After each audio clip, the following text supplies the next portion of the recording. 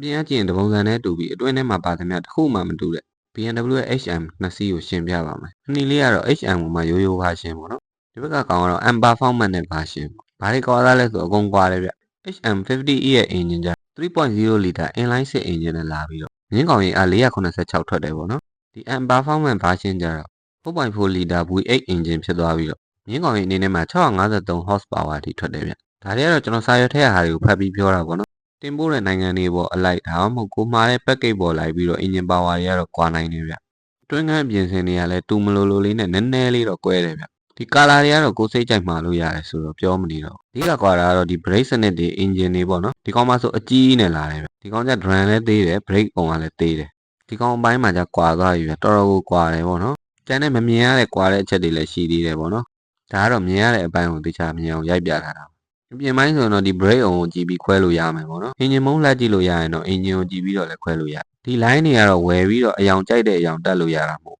ဂျင်းထည့်လို့လည်းရတယ်ပေါ့နော်။ပေါ်ရန်လေးကြည့်ပြီးဘယ်အရာမှဆုံးဖြတ်လို့မရဘူးပေါ့နော်။အတွင်းပိုင်းကိုတခြားလေးလာမှဘာတွေကွာလဲဆိုတာသိရတာ